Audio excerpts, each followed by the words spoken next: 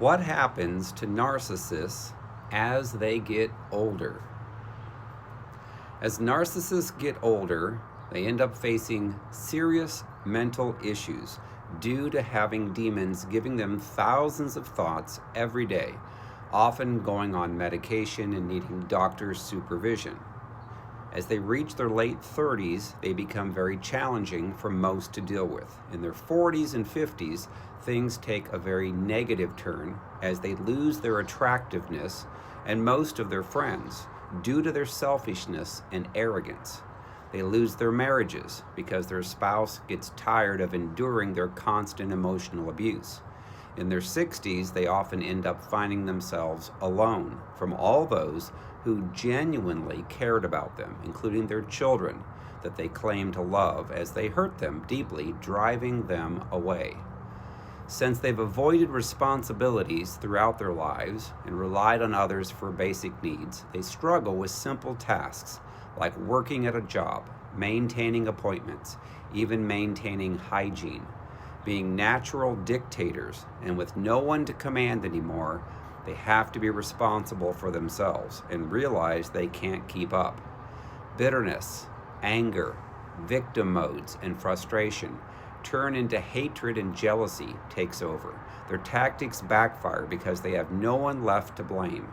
Consequences stare them in the face, but they refuse to see their own reflection as the main problem. Spiritual blindness falls upon them like a thick fog, yet they are too afraid and fragile to acknowledge it. They get depressed as they are faced with reality. They continue their tactics, blaming everyone, avoiding responsibility, and never learning from consequences, only digging a deeper hole. Their delusions deceive them into thinking that they can find yet another victim or a new way to manipulate, still believing they're smarter than everyone else as their demons tell them. However, their attempts backfire repeatedly as they cannot keep any relationships. There are consequences for their behavior. They often develop dementia due to hearing their demons their entire lives and are finally given over to them after rebelling against God. They often develop physical sicknesses and diseases, including cancer, due to their bitterness, as they could never forgive their own parent or whomever it was that hurt them in childhood. Matthew chapter 18, verses 21 through 35. Some who knew them feel sad for the narcissists, pity them, try to help them overcome their shame and failures.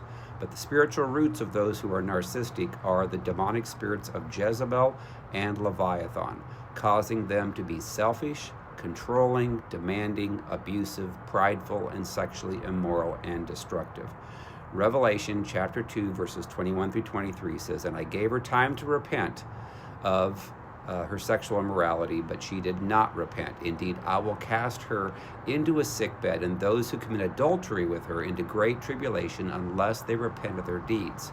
I will kill her children with death, and all the churches shall know that I am he who searches the minds and hearts, and I will give to each one of you according to your works."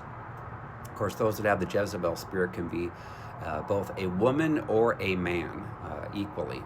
So I have a book called Freedom from Soul Wounds and Demons. It's currently a bestseller on Amazon. It's been helping thousands and thousands of people who have been hurt and wounded to get delivered from their demonic spirits. We've even seen narcissists change, like thousands of them around the world. You can get the book on Amazon in paperback, Kindle, and Audible. Also in Spanish. Again, it's called Freedom from Soul Wounds and Demons. Thanks.